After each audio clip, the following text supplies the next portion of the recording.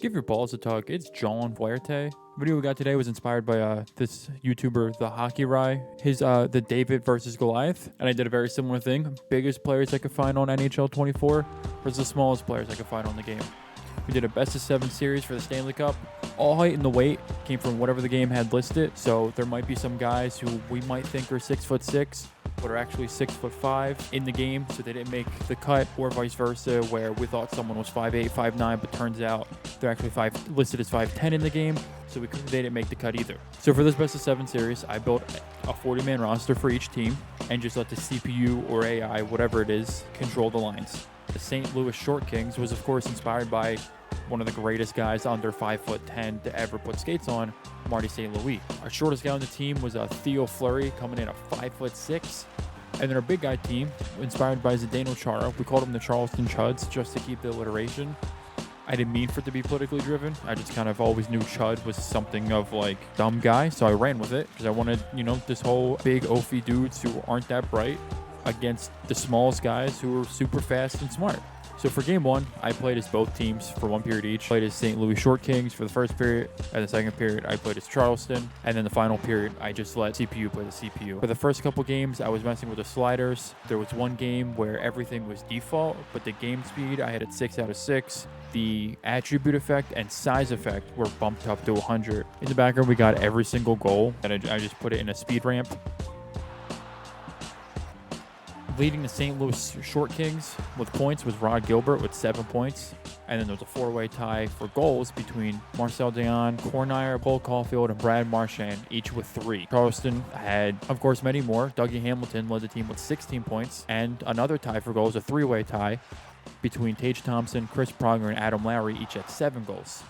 As far as penalties, Dan Mikita had 7 minutes for the St. Louis Short Kings. And Jordan Greenway for Charleston had racked up 11 penalty minutes, which ended up being a couple in one game. And since this thing was over in a blowout sweep by very large margins each time, I put together a grudge match for them, and I made 4 new players, 2 for each team, a goalie and a skater. St. Louis' goalie, he was standing at a 5'5", 130-some pounds, just the smallest the game would let me create.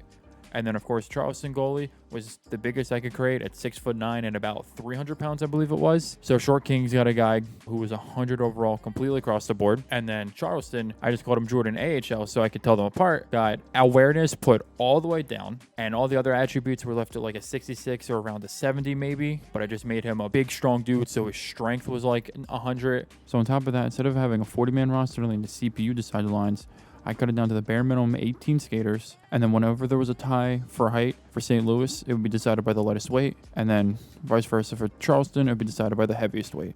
Real quick, I didn't make these lines. I just let them happen automatically. Just going to go through it real quick. Some big names. We got Matt REMPE on that second line, the creative player Jordan AHL, AGT 54 overall. Some of the bigger names, of course, the defenseman Hedman, Chara, Dougie Hamilton, and then, of course, goalies, our creative player and Jake Otter.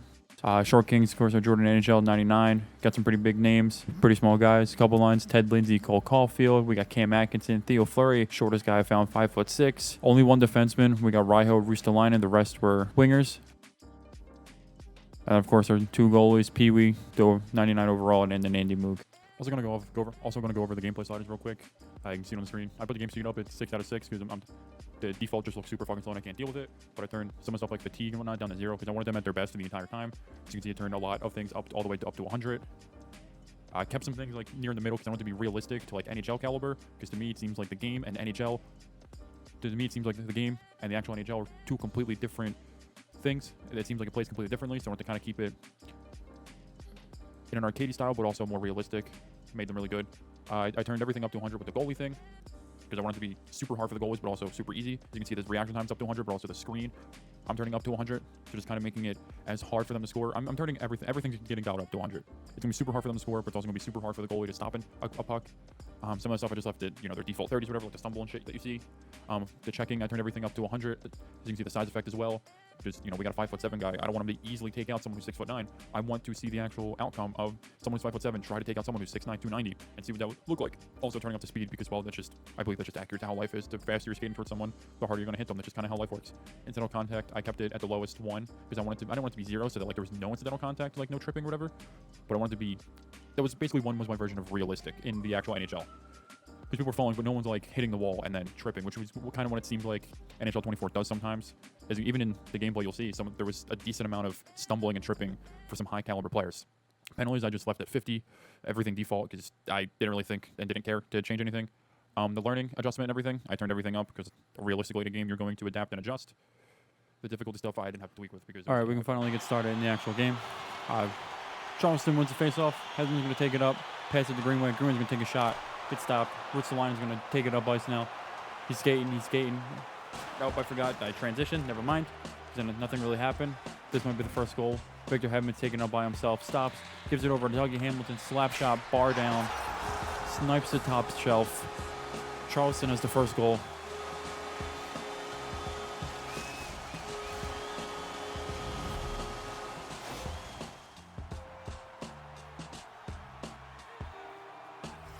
All right, back to the face-off now. I don't remember exactly what happens. I'm just kind of flying by the seat of my pants.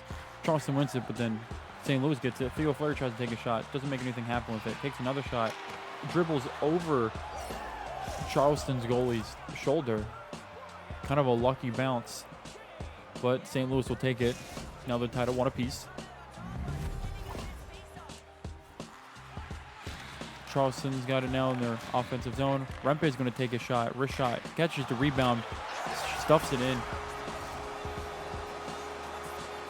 Matt REMPE, I thought he only had hands. If you've seen him recently, holy shit. All right, St. Louis has got it now. Jordan NHL is going to give it over to Richard to NHL. He tries to, runs into the goalie. Doesn't do anything. Now, Worrell's got it. He gets checked by Jordan NHL. He's a small dude, too. Cornire takes a wrist shot. Gets stuffed in by... No, it dribbles in.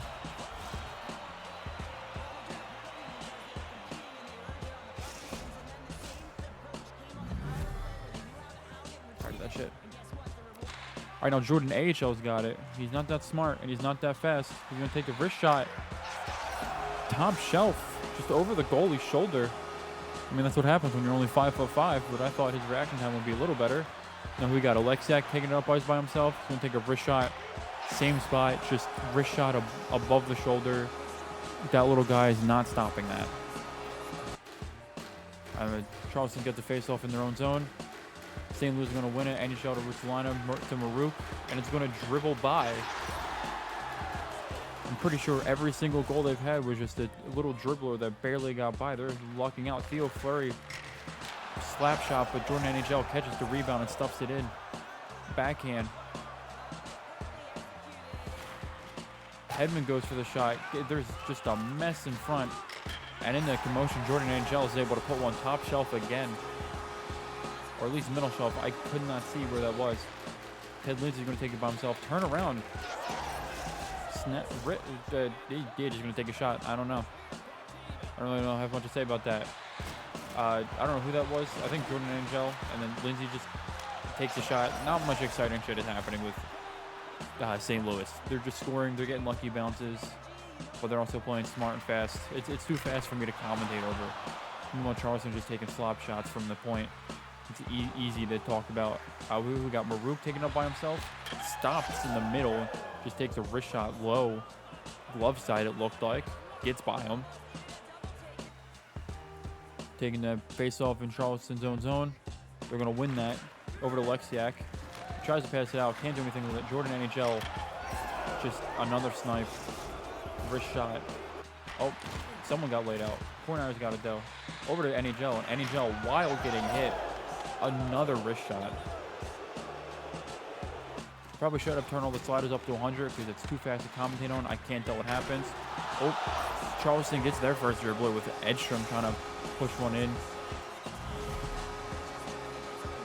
Little weak wrist shot in the crease. Cornire's going to take it up ice now. He's got no one with him. He takes a shot, catches the rebound. He's like, I'll do it myself. Puts it in.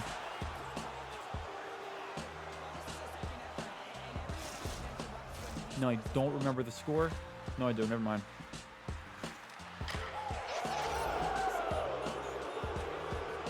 The score disappeared. The score bug disappeared for a second. I was really confused. But there's Cole Caulfield with a nice wrist shot. Put him up 11-6. Now Jordan Greenway is going to take it up by himself. 1v3. Takes a shot in traffic. Gets checked while taking the shot. Can't find his footing. He's too excited for his first goal of the game. Victor Hedman's going to take it up. He's a defenseman, but he's all the way up there. Can't do anything with it. Now Marek has it now, taken up by himself.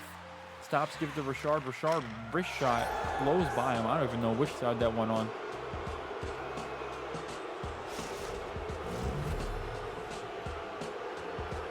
I think it's Richard or Richard.